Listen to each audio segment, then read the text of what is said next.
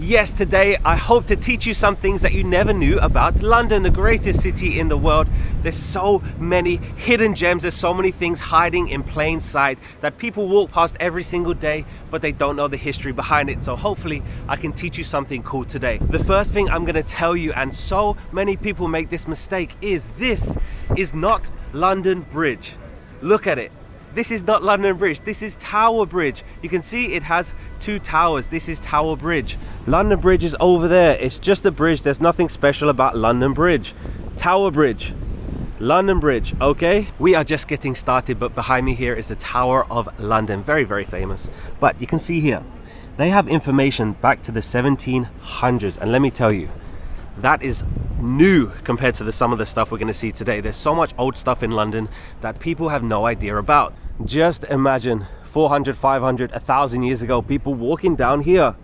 Absolutely incredible. I love that London preserves so much of its history. So London Bridge, Tower Bridge, and the Tower of London. By the way, this is the long line to get in. Make sure you get your tickets if you want to go inside the Tower of London.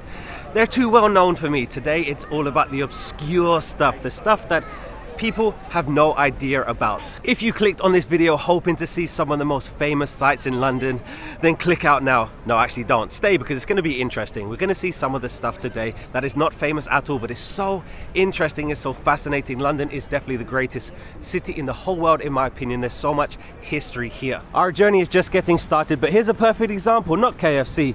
This thing here. What is this thing? How long has it been here? Just look at it. There's history everywhere.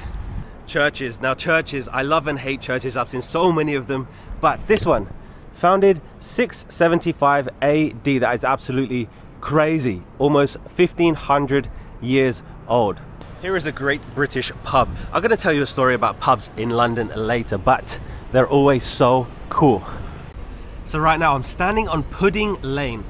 All of these people are walking by and they have no idea that this is one of the most significant places in the whole of London. So what happened here? In 1666, the Great Fire of London. Almost the whole city of London was burnt down, and it started right here. It started right here on Pudding Lane. And all of these people, they're just walking down here and they have no idea what happened here. Very, very significant, very, very famous, but people don't know about it. Amazing.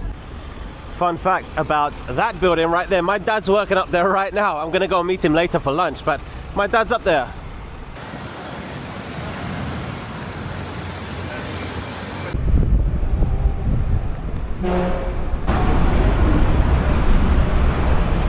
As you can see, there's construction all over London. They're building everywhere, but they've tried very, very hard to keep some of their authentic stuff. And like I said, most of them are just in plain sight. People see them, but they have no idea what the history is and why they're still there. But London is amazing. I love it so much.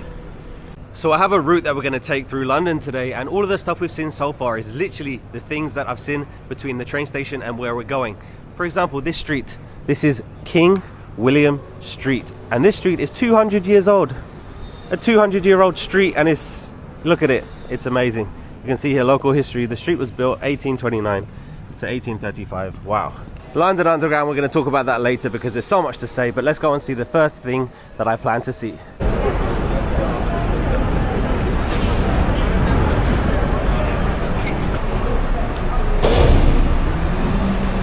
It is time to get down to business. I'm so excited to show you this. This is absolutely incredible. So this is London Wall, and this street is called Coleman Street, which is the greatest name for any street in the world because that's my name. So one of the best kept secrets in the whole of London is through that door.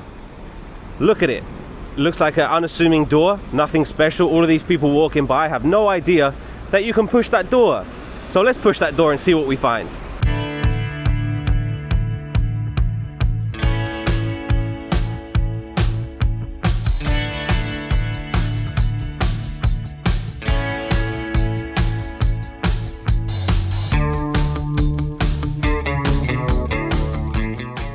This is why I was so excited to show you this, because look around. We're in a parking lot, a car park. There's nobody here, it's dead silence. And then you have this. This is one of the most historic things in the whole of London, but nobody knows about it. Look at this. Incredible. Let me tell you about this. So this is the London Wall or the Roman Wall. and it was discovered in 1957 when they started to build the car park. This was built in 200 AD. That means it's almost 2,000 years old and is still standing right here. So you might think we're underground, but we're not. So this was the original level of London. So everything above us that's London up there. And we're down here. This is the original London, but this thing is almost 2,000 years old and is still here. So this was a fort that housed 1,000 soldiers almost 2,000 years ago. And it's right here. I'm gonna go touch it.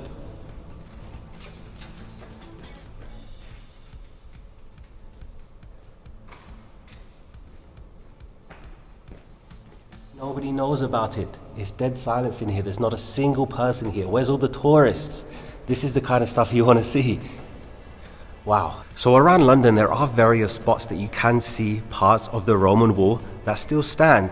This one is not popular, it's not famous, and there's some other famous ones that people always go and see, but nobody ever comes and sees this one. London is one of the most busiest cities in the whole world. There's millions of people up there right now, and I'm down here by myself in central London, seeing one of the most famous things in London. Not famous, but one of the most historic things in London. I think that's incredible. So you might have noticed these red blocks here going all the way across, all the way across. Now, they're not too sure why these were put inside the wall. Some people think maybe it was decoration, some people think it was to keep it straight, but most people think that it was to keep the water out. So it made the wall watertight. I think it's incredible. Almost 2,000 years old, and I'm touching it. Amazing. Wow, I think that is just amazing. I love the fact that we save stuff. Is it really worth deleting history just to get a few more parking spaces? I don't think so. So well done, London. Let's move on. We have so much to see in this amazing city. At the beginning of the video, I told you we're going to see some obscure stuff. I wasn't lying, was I? Has anybody heard of that wall? Let me know. But let's go and see London. So I just spoke to the security guard down there and I said, where's all the people? Why does no one know about this? And she said they do have tour groups come down here, but not many. So none of this stuff I'm going to show you today is a secret. It's just not that well known. Here we go, back in the hustle and bustle of the streets of London. Don't worry, everywhere I go today I'm going to put in the description so you can visit too. More construction. There's construction everywhere. Will there be a time where there's no old stuff left? Maybe, hopefully not, but I love the fact that they save stuff like that. But like I said at the beginning of the video, like something from like 1700 is not even that old. Like yes, it's 300 years old, but that is 1,800 years old, the London Wall. I think it's incredible. At this time, I just want to say thank you so much to the channel members. Click the join button below this video to become a channel member. I love making these videos, and the fact that you support me in that way means I can make more of these videos, so thank you so much.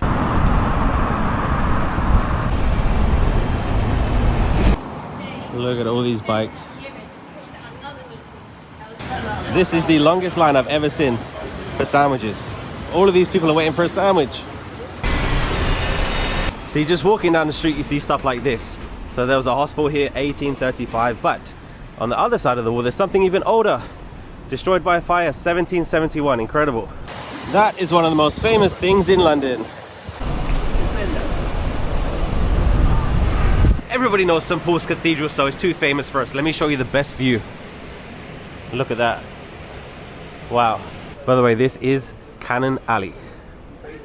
Like I said, St. Paul's Cathedral, too famous for us, so we're just going to pass by. But I think it's absolutely hilarious that across the street there's a McDonald's.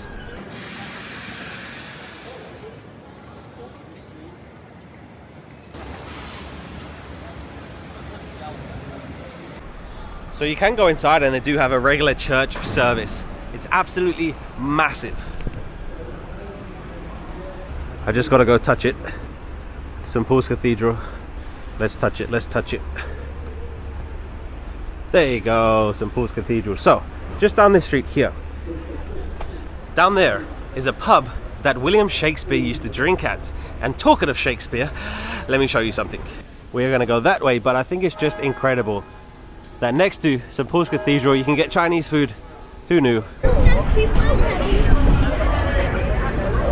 By the way, all of these streets, they have names, but there's a reason behind the names. Like, who's Peter? I don't know. But over there, Knight Rider Street. Why? We are crossing Millennium Bridge. St. Paul's just behind me. So this ugly building here, this is called the Tate Modern. It's an art gallery and it's free to go inside, but that thing there, that is the Shakespeare Globe Theatre, and today you can see Shakespeare plays inside there. I'm at the end of the bridge and this is another amazing photo spot. Look at that.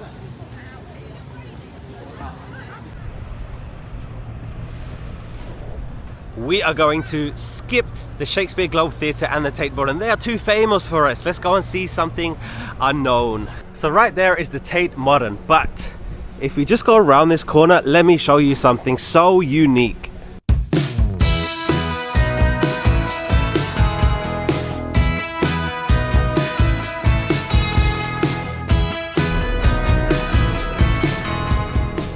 So unfortunately, there's a huge truck parked right exactly where I wanted to go. But let me tell you about this small house. Look at this house.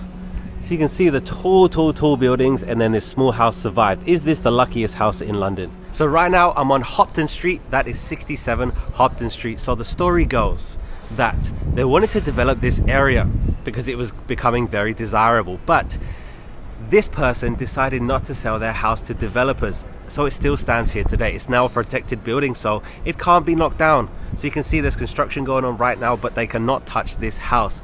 This house has survived 2 world wars, so much redevelopment. This house was built in 1700, 1702 to be exact, but I know which one I'd rather live in, this soulless building or this cute, very original house. I think that's so amazing that it survived this long. But it is a private residence right now, so somebody lives there.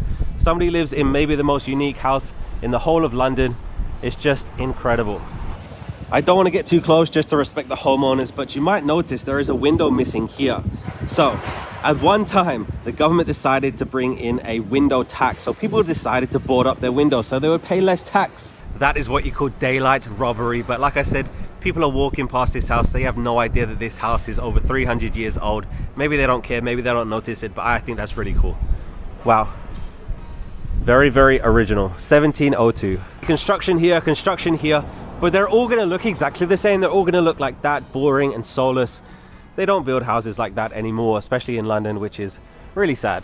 It's so sad that every building looks the same today. They're all so boring. They just build them as quickly as possible so they can make as much money as possible. There's no pride anymore, and there's no uniqueness anymore. Everything's the same.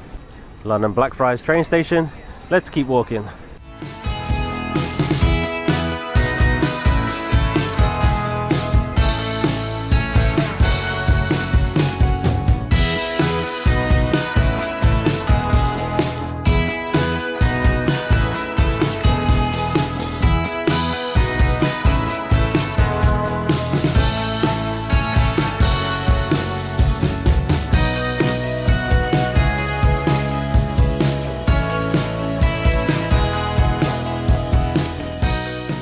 Welcome to Temple Place. This is where our next destination is. Before we see it, I just want to teach you something about the street signs here in London. So you can see here it says WC. This means West Central, so it tells you what part of London you are in.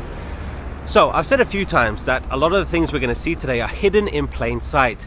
The next thing I'm going to show you is definitely hidden in plain sight because people see it every single day, but I'm sure a lot of people have no idea what it is.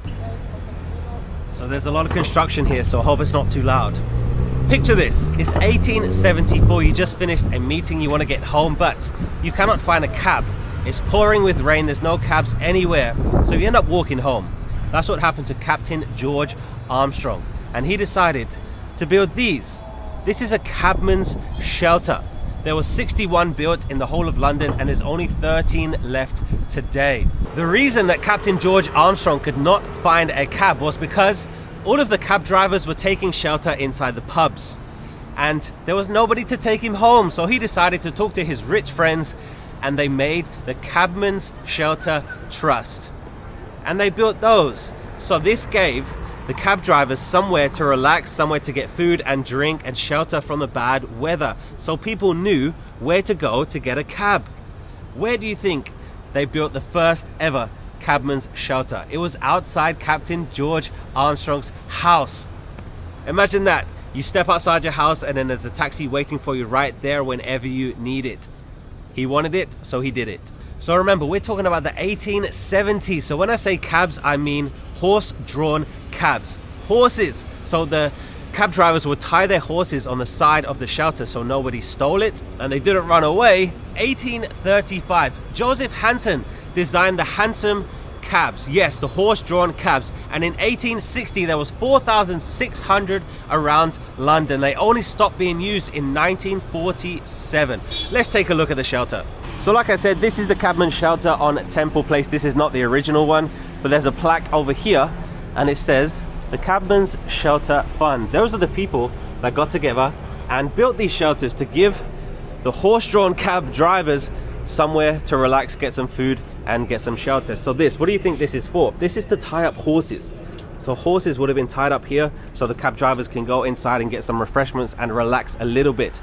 Just imagine in 1860 tying the horses up here and then going inside, getting something warm to eat, sheltering from the rain. Unbelievable. So the sign right there, it says we are open to the public. So of course I'm not a cab driver. They are still used today by cab drivers. The only people that are allowed to go inside are cab drivers. There is something in London called the knowledge. This is a test that all cab drivers need to take even today because they know every single street in London. Those are the only people that are allowed to go inside. I'm allowed to order, the public's allowed to order something from the window, but the only people allowed inside are qualified cab drivers. They are beautifully designed. You can see up here CSF, Cabmans Shelter Fund. So like I said, there is only 13 of these left in London, and I think people walking by here, they have no idea what this small green building is. Now you know, it's a Cabman's Shelter. You can take a closer look at the roof here. I just think it's incredible. The story behind it and how they're still here today, that's what fascinates me. So as you can see, so much construction down here, but these are protected buildings. That means that they cannot be destroyed. So this thing is going to stay here. Doesn't matter if they build so many tall buildings around here, this thing is going to stay here because it's protected. So the next time you're in London and you see one of these small green shelters, now you know what it is. We are going to keep moving. The next destination is less than half a mile away. I swear every single street in London has a story. There's so much history still there, and a lot of it goes unnoticed, which is a shame, but then we get to see some really cool places that nobody knows about. Look at this cool pub, the Savoy Tap. We're coming to a very famous street over here. Welcome to the Strand, one of the busiest streets in the whole of London. This street is on the Monopoly board. The Strand is very famous for expensive hotels and theatres. So of course we talked about the horse-drawn cabs. So of course these are the cabs today. If you don't know, cab means taxi in English. So all of these drivers, they have to take a test called the knowledge, so they know every single street in the whole of London. Look at this nice little cafe. So I've made it to Tavistock Street. Nothing special about the street, but there's something special all the way up there. Right there. If you remember, I said that I would tell you something interesting about pubs in London. So in 1389, alehouses and pubs were required to have a sign outside to say that they sold beer. The problem was people in those days couldn't read. Well, most people couldn't read. So that is why you see so many pubs, they're named after stuff. So like the Dog and Bone, so they can show a picture of a dog and bone because people couldn't read. So the first signs in London were on pubs, and then shops started to follow. So if a shop sold, for example, dresses, they would have a picture of a dress on the sign. They wouldn't say dresses because people couldn't read the signs. This morning we saw Pudding Lane. That is where the Great Fire of London began in 1666. And in 1762, Parliament here in London decided that you could no longer have hanging signs. You had to have the sign on the side of the building.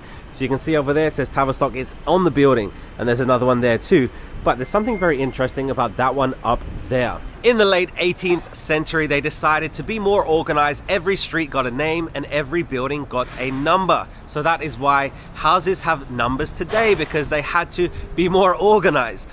So Tavistock Street right here, it was originally named York Street. It was named after the Duke of York, and in 1630 it had a street sign, and that is now the oldest street sign in the whole of London. And it's right there. It's up there, it says York 1636. That is the oldest street sign in the whole of London. So in 1636 they put the street sign right there, it says York Street, and a year later they changed the name to Tavistock Street. So we're in Covent Garden right now. Covent Garden is just over there, and Tavistock Street is named after the guy that owned basically the whole of Covent Garden. And something else very interesting is the Duke of York later became King James II. Amazing. The oldest street sign in London is right there. York Street. All right, let's go, because a lot of people are looking at me like a crazy person because I'm looking up at a building. They have no idea what it is, but that's all right. I would love to educate them because this stuff is so interesting. Let me know if you've known any of this stuff that I've shown you today, because a lot of people don't. So we made it to the world famous Covent Gardens. We're just going to pass through. We're not going to stop because we have other things to see. So many people here. If you visit London at Christmas time, come to Covent Garden. It's the best.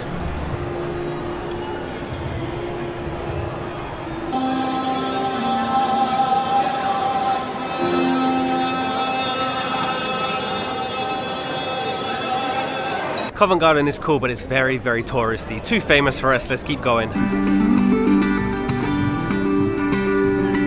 I know you're asking right now, Ben, why have you come to Trafalgar Square? It's so famous. You're right. That's the National Gallery. Right there is Nelson's Column, but there's something very interesting over here.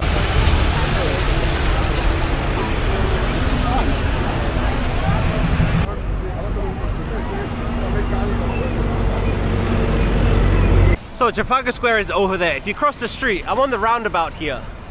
And over here, there's a small taxi. I don't know what the taxi is.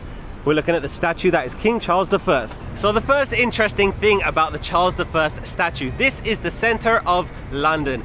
Everything in London is measured from right here. It is also London's oldest bronze statue. It was made in 1630s and he was executed in 1649 at Banqueting House, which is just over there. All right, so I have to read you the story to make sure I get the details correct because it's hilarious. The story behind this statue, I don't think a lot of people know this story, but he was executed 1649 and a local goldsmith, John Rivet, he was hired to destroy it, but he decided to hide it in his garden. And he started to sell cutlery, which was apparently melted down from the metal from the statue. So a lot of people wanted this cutlery because it was made from this exact metal, they thought. Charles II was restored in 1660 and John Rivet decided to dig the statue up from his garden and sell it back to the king. So he got paid 3 times. He got paid to destroy it, which he didn't do.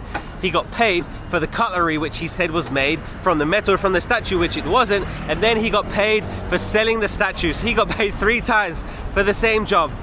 John Rivet, what a legend. The statue was placed here in 1675 and it faces down a street called Whitehall. Very, very famous street here in London, Whitehall. And that is where Charles I was executed. So he's facing his own execution. Everything has a story. Educate yourself. You might learn something very, very interesting. Because like I said, I'm sure a lot of these people, they know it's Charles I, but they don't know the story behind it. It's amazing. London is amazing, but our next destination is literally just over there, so let's go. By the way, this is one of the most dangerous streets in the whole of London. Do not cross the street until there is a green man. Don't do it. Really cool pub, the Sherlock Holmes.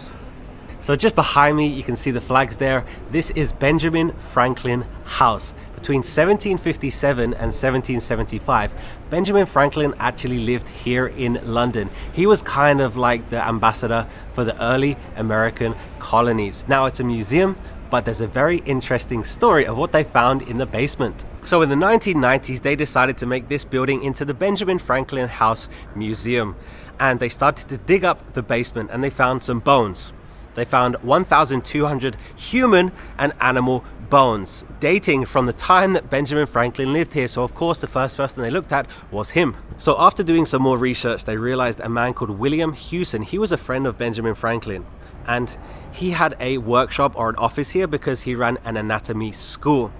And they think, they're not sure, they're not 100% sure, but they think that the bones must have come from William because he used them for research and for studying. So the bones probably were nothing to do with Benjamin Franklin, but there's still a question. How did William Hewson get these bones? They think that body snatchers gave him the bones for him to do his studies. So apparently, I don't know if this is true, but apparently criminals used to dig up these bodies and people used to buy them for research because it was big business back then. And maybe because of the shady way that William got his hands on these human bones, he decided to bury them immediately in the closest place, which was the basement. It was the garden then, but now it's the basement. That's where they found it.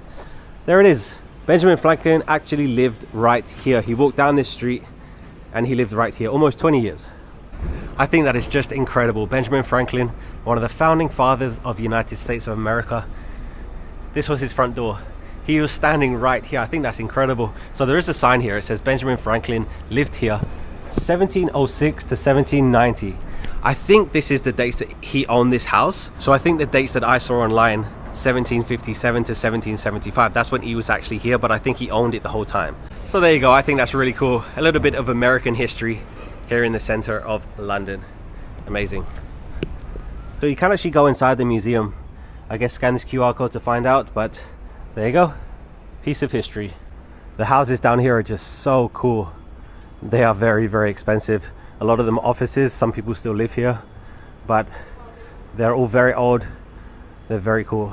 We have one final hidden gem to see today. Honestly, I could make like 20 of these videos because there's so many hidden gems and unknown cool things in London. So please let me know if you like this kind of video, because I love making these kind of videos. I love London so much. And like I said, there's a billion different videos that I can make. So please let me know, write me a comment. This souvenir store reminds me of Friends when Joey gets his London hat. London, baby. Let's go to our last destination today, just passing by Nelson's Column again. Let me say it, Trafalgar Square. I watched a video once, an American lady, she was here, and she said Trafalgar. I was like, what? Never heard anybody say it like that. I was so shocked. Trafalgar Square. London, baby. Welcome to our last destination today. There's gonna be more, but just today. So, over there is Buckingham Palace. This is called Waterloo Place, and that street there is called Pall Mall. Very, very famous. We're looking at this building today. So that is called the Anthenaeum Club. It's a members only, very, very exclusive club. It opened in 1824, and two of the former members, Charles Darwin and Charles Dickens, they got inducted on exactly the same day. This building was originally lit with gas lamps, but in 1886, this building was one of the first buildings in the whole of London to get electricity. I have to show you the library inside. It has 70,000 books. Look at it. I want to put some videos or pictures here, but look at the library that's inside this building. I'd love to see it. But the reason I came here today is because of that thing right there. Those stones right there.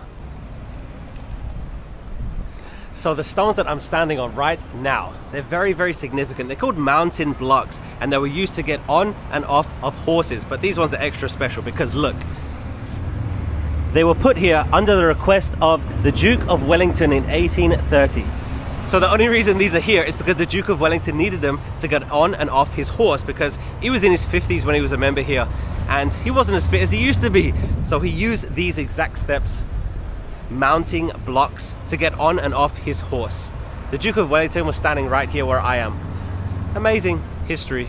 If you don't know who the Duke of Wellington is, he was the victor of the Battle of Waterloo 1815, and he was also the Prime Minister of the UK 1828 to 1830. It's just incredible that he was a member of the Anthenaeum Club, but these steps are here, the mounting blocks are here because of him. The horse block was erected by desire of the Duke of Wellington 1830. He was standing right there. Ooh, the door is open. Do I do it? Do I do it? No. It's a members only club. It's still a members only club, and you have to get elected to be, like, it's very, very exclusive, and I don't want to go in there, get some trouble, but I'd love to see inside. I want to see the library. Absolutely crazy. But yeah, the Duke of Wellington got off his horse right there, walked up these steps and went inside the club. Wow. Once again, it's amazing that it even happened, but it's just even more amazing that it's still here. Like, people are walking straight past it. They're not even reading the sign. They don't care what it is, but you know, you got to read stuff sometimes. You might learn something, but let's go and see Buckingham Palace. By the way, it's not easy to get elected to the club. Everybody's rich and famous. We are on Waterloo Place, SW Southwest. You can just see the London Eye peeking over the trees. This street is one of the most famous in London. It's called the Mall, and it's also on the Monopoly board. Over here we can see some London police officers on duty. I'm gonna do something I definitely should not do. Let's go to the middle of the street.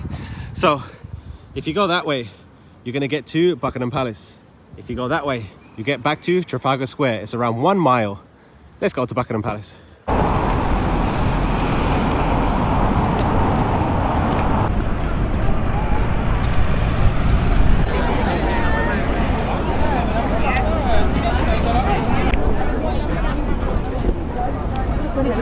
Or maybe they have like a little... So our Hidden Gems tour in London is going to end at probably the most famous building in London, one of the most famous buildings in the whole world, Buckingham Palace. Please let me know if you enjoyed this video. I had so much fun today showing you the secrets of London. There is going to be a part 2, so I'm going to be in London for a few days. So the next video is going to be even more hidden gems. So hit the like, hit the subscribe if you want to see more hidden gems here in the greatest city in the world. Thank you so much for watching. I appreciate it so much. Have an amazing day, and I'll see you in part 2. Goodbye. Good morning, welcome back to London. I'm on a mission to find the best hidden gems in the greatest city in the world, London. Today we're going to start at the best preserved Georgian street in the whole of London from the 18th century.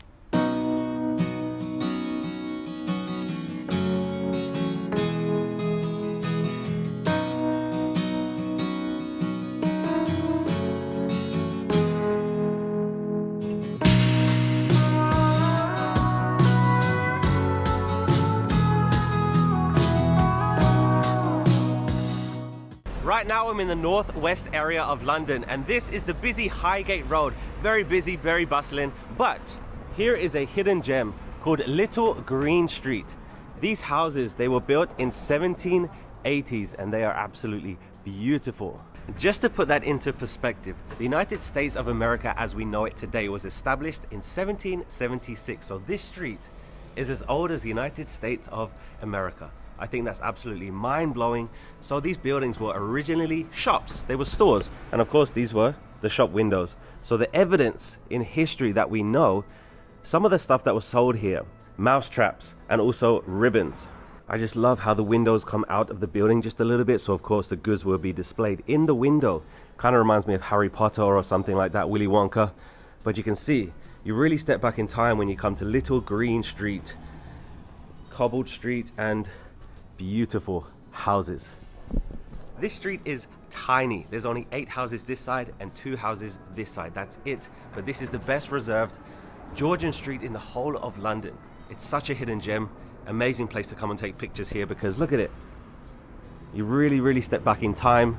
We are not too far from Hampstead Heath, which is one of the most expensive areas of London, and it's not cheap to live on Little Green Street either. There was a 2-bedroom flat that was sold here recently for £1.2 million. It's absolutely crazy. But another very famous thing that happened on Little Green Street is the Kinks. The band The Kinks, they recorded a song here called Dead End Street, and I'm going to try and line it up, but I think it was right about here. A Sunday joint to bread and honey. One of the first times Little Green Street comes up in court records, July 1805, a female servant called Mary Lee.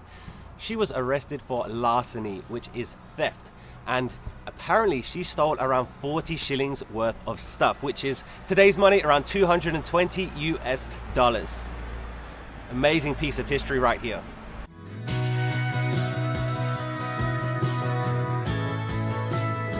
One last look at Little Green Street. Just imagine like Christmas time here.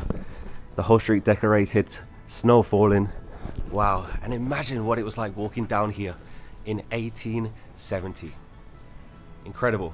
London is amazing. Hello everyone, welcome back to London. So today is actually part 2 of finding some hidden gems in London. So go and watch part 1 if you didn't already, because we found some fascinating stuff yesterday, stuff that I'd never heard of until very recently. And a lot of these things, they're hidden in plain sight. So that street right there, people walk down that street every single day. They don't know the history. They don't know that it's one of the oldest streets in the whole of London. Do they care? I don't know. But to me, it's so interesting. And we're going to find, I have a long list today of interesting, fascinating things that maybe you haven't heard of. So hopefully you're going to learn something new today. It's a beautiful day here in London and I'm so excited to show you. Don't worry, everywhere I go today I will put the location in the description so you can visit the next time you're in London. It's time to go to destination 2 today, so let's jump on an old-fashioned London bus.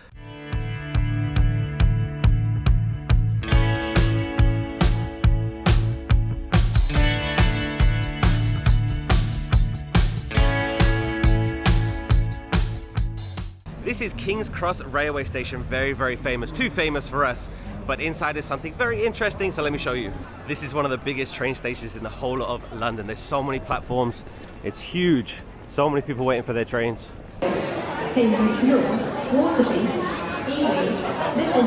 This is where Harry Potter took his train to Hogwarts. All of these people are waiting. Platform 9 3/4 right there. Let's get out of here. So many people, but just around the corner. Something very interesting. It's absolutely amazing that I can walk 1 minute down the street and find a road with no people on it. Now, this is Keystone Cresent. I'm just gonna walk down here.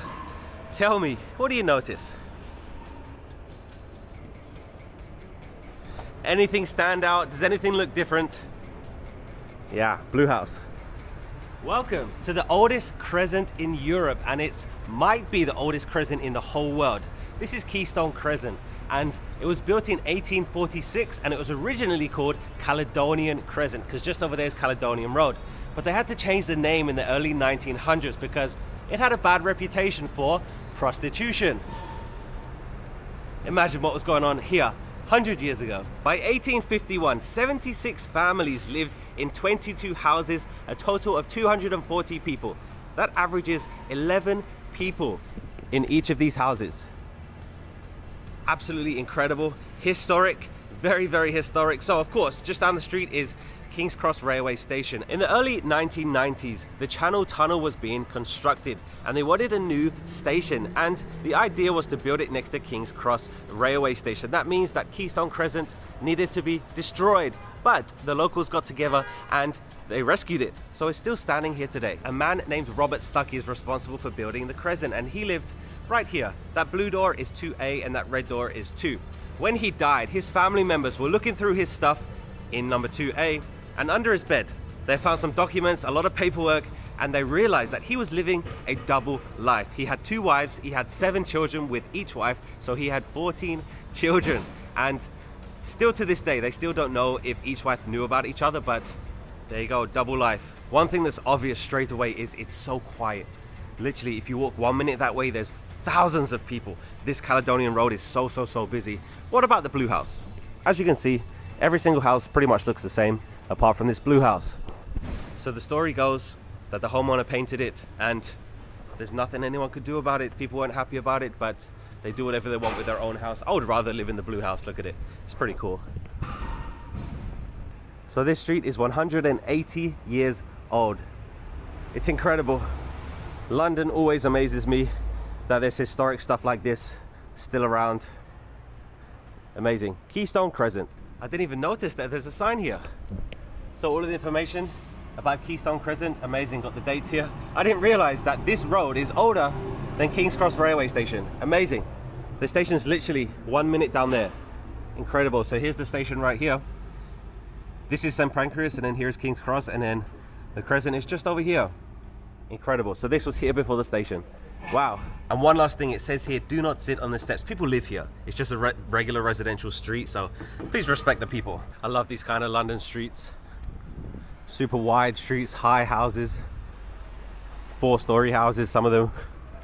Really cool. And it's so interesting, like some areas, just so many people everywhere, so bustling, and then some roads are not. I just went past a London underground station called Angel, and this area of London is called Islington. There's a lot of council estates here.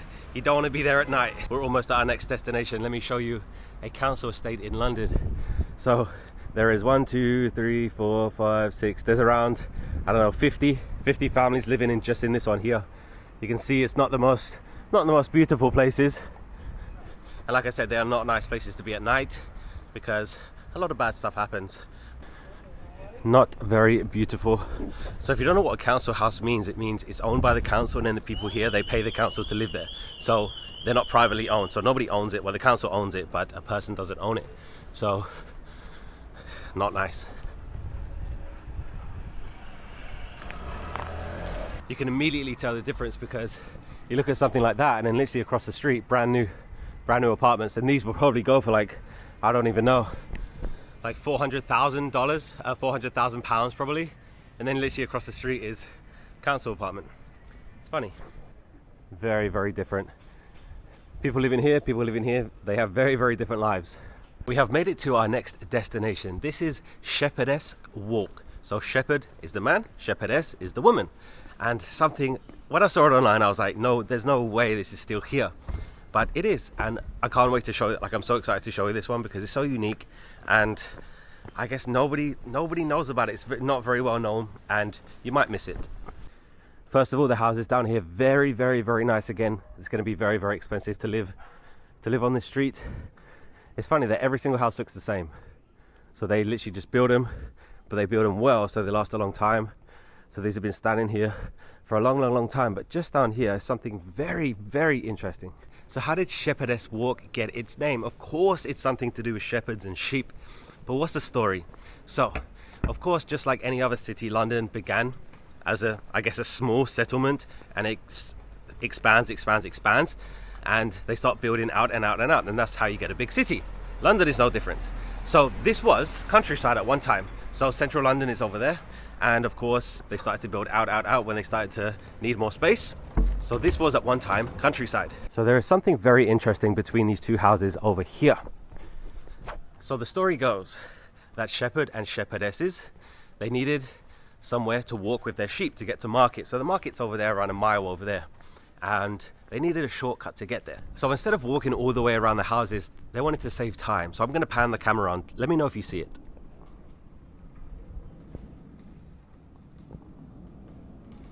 So right there, that is going to be the shortcut. Let's check it out. Like I said, at one time there was nothing here.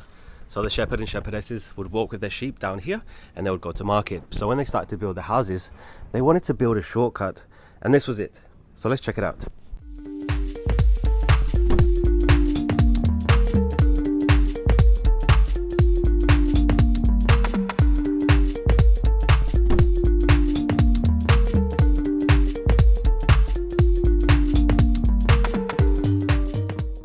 So the shepherd and shepherdesses would walk with their sheep through that gap, and this is Shepherdess Walk Park. So this is not where the market was. So the market was around a mile over that way, but that little gap saved them so much time instead of going all the way over the houses. But there's also something else very, very, very interesting over here. So you saw the sign down there, it said "To the Mosaic," and this is it.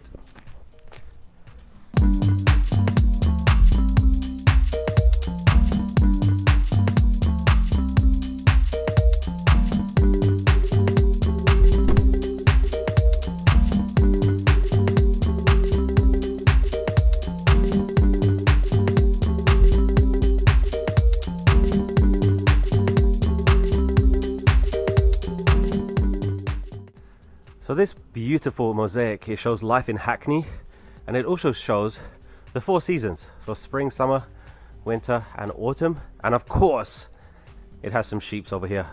Shepherdess Walk. A piece of history right here.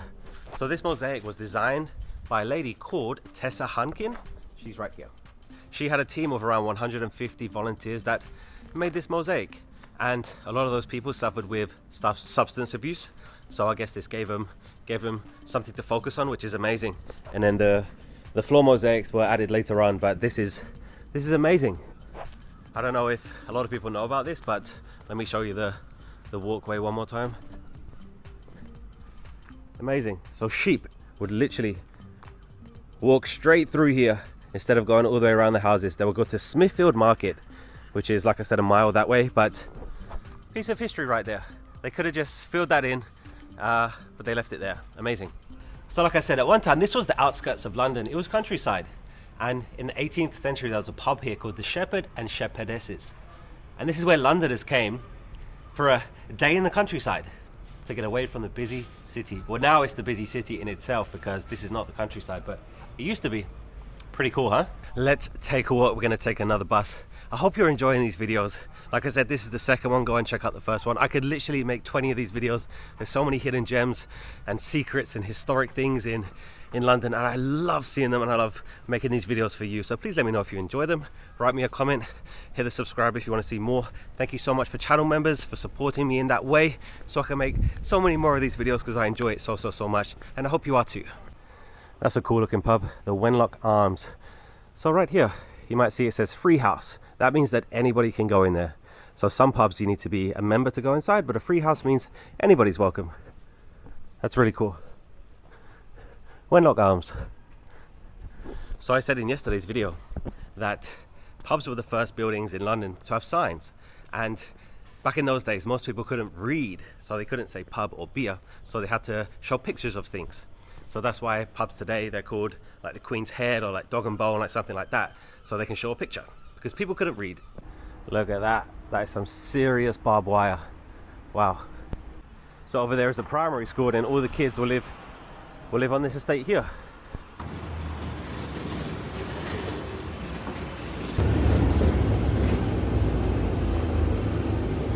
We're just passing by, but this archway here, let's just say a long time ago, a lot of people like to hang out there.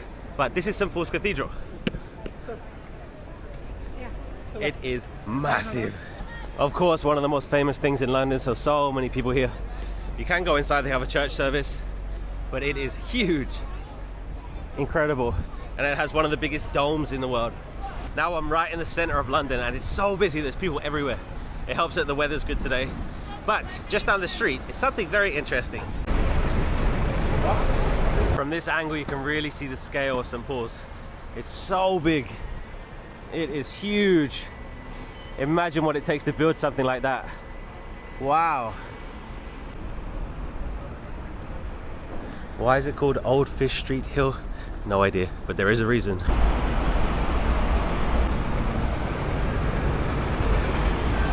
We have arrived, so a 5-minute walk away from St. Paul's Cathedral is something that's been here since the 9th century, and it's this. So you're thinking right now, Ben, there's nothing there. That's the point. So this is called Queenhithe, and at one time ships from all over the world would sail into here, and this is the oldest Anglo-Saxon dock in the UK and probably in the world. So Queenhithe, Hythe, it means small dock or port, and Queen, which Queen? Queen Matilda. Queen Matilda married King Henry I in the early 12th century. She was granted the tax revenues from goods sold on the beach boats right here at Queenhithe. So she got a piece of every single bit of merchandise that was sold right here.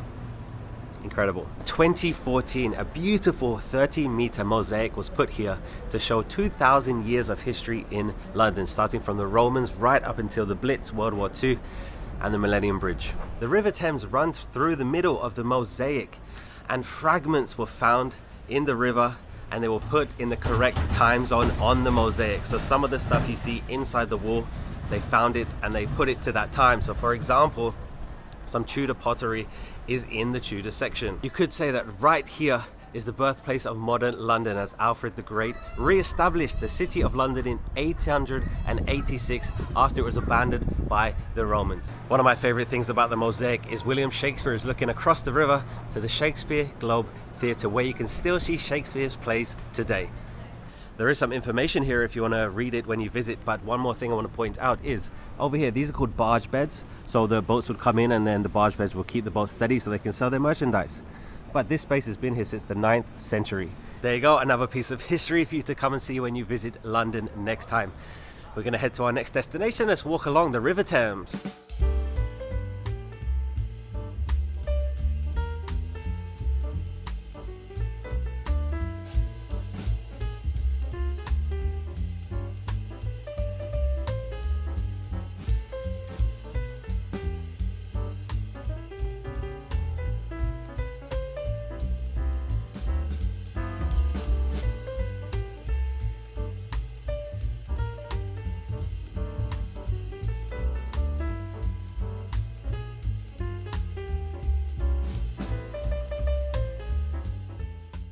Here's a tip, don't take these carts. Welcome to maybe the most famous of all in London.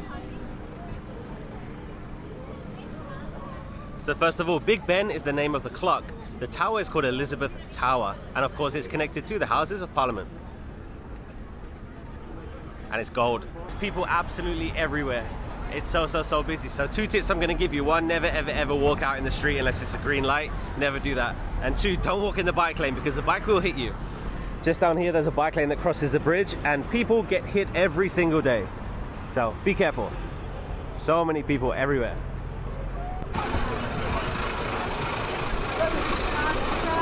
You've probably seen those pictures of people get with like a red phone box and Big Ben in the background. Well, it's here. This is the line of people waiting, and it's right there. It's a really nice view. This area gets crazy. So many people are so crowded because like 4 or 5 of the most famous things inside London you can see within like the same hour. Westminster Abbey's over here. Got Big Ben, Houses of Parliament, London Eye, all in the same place. So just go there at like 6 a.m. There'd be no one there to take pictures. That's the best time to go. That is Westminster Abbey. I'm very, very spoiled because I came to all of these places for like field trips when I was a kid at school. So I don't appreciate them as much as I should because they're amazing. Like, people come from all the way around the world to see stuff that I've seen like so many times. I'm pretty sure Westminster Abbey was where Joey got in the map in Friends, with him and Chandler went to West. I think that's where he jumped in the map. But as you can see, so many people over there. You can go inside, but make sure you get a reservation because there is people everywhere. Welcome to the Horse Guards Parade. This is where you can see the King's Guards on horses. So this area is huge. If you go over there, you're going to see an archway. You go through the archway, you can take some pictures with the guards on the horses, and it's really cool. You can see the London Eye. So this long street is called the Mall. If you go all the way to the end, you're going to get to Buckingham Palace. I went there yesterday. And if you go that way, you're going to get to Trafalgar Square. I showed you a secret there, so check out yesterday's video to see that. Here's one for my American friends.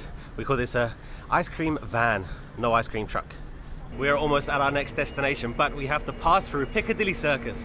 Everywhere we've been today has been crowded, but Piccadilly Circus is going to be a circus because it's always crowded. This place is quite literally a circus. So this is where a lot of theatres are. So if you ever come to see a theatre show, West End show in London, this is where you're going to come. 你好，欢迎来中国，这里有很多中国的饭店。Chinatown, baby. If you want some delicious food, London Chinatown.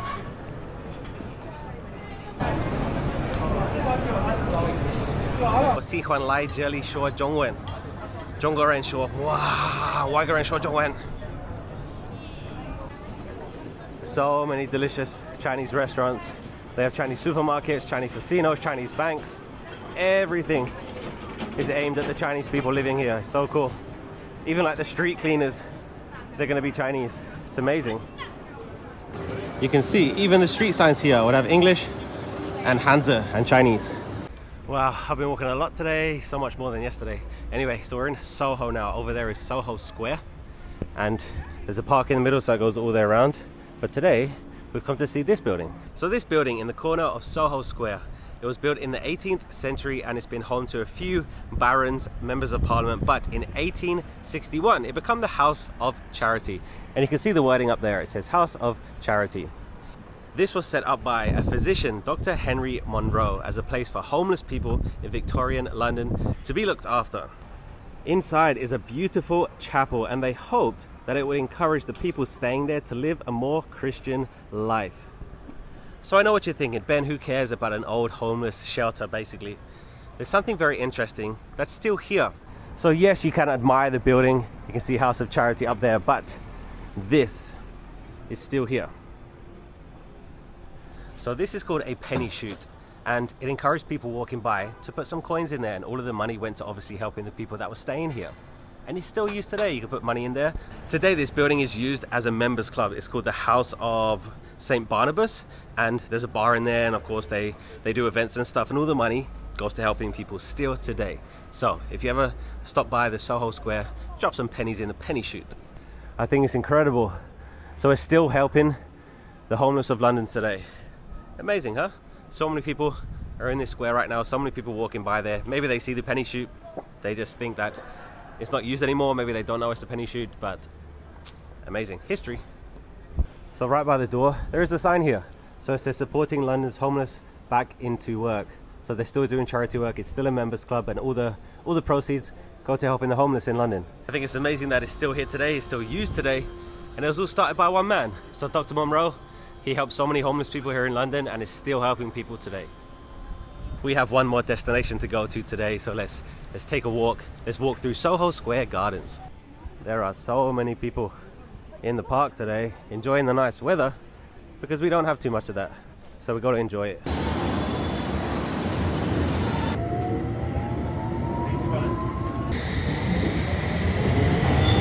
Currently walking down Oxford Street. This is the main shopping street in London. When you see those videos of like the Christmas lights in the streets in London, it's Oxford Street. Our final stop today has brought us to the north side of Hyde Park. Hyde Park is just over there, and I've come to Leinster Gardens. Now, these houses, first of all, they're absolutely huge. They're extremely expensive. This area of London is extremely expensive, but these houses, there's something interesting about these two houses right here. So as you can see, there's a hotel there. The other side, there's a restaurant. So these two doors, they're not real. These two houses, they are not real. These are fake houses. One clue is there's no post box, there's no letterbox. And another one, look at the windows are boarded up. These are not real houses. We can see from the other side as well. The doors are not real. And you'll see when we go to the other side what is there, because these are not houses. You can see better on this side that there's no windows. It's not a real front door, and these are not real houses. If I go to the other side, I can explain why. So I'm gonna walk around to the back of these houses and you'll see what is going on with these fake houses.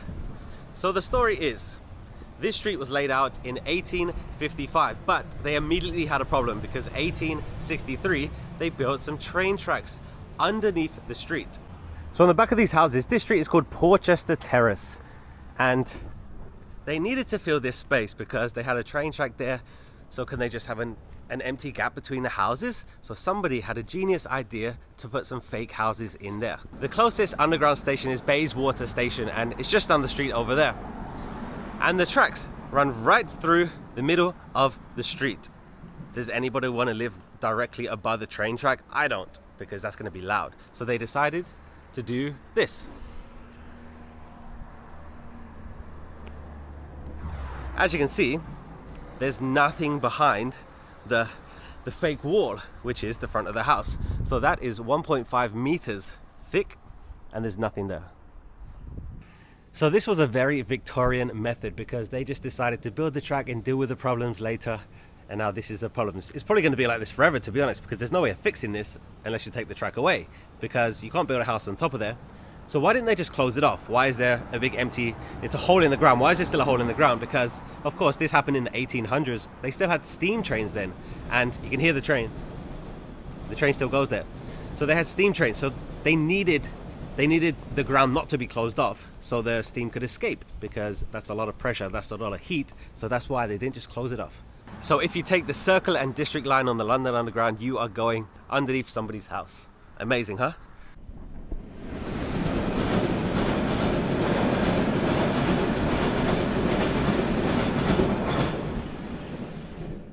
There goes the train. This video is going to end here in Hyde Park. Please let me know which one was your favorite hidden gem.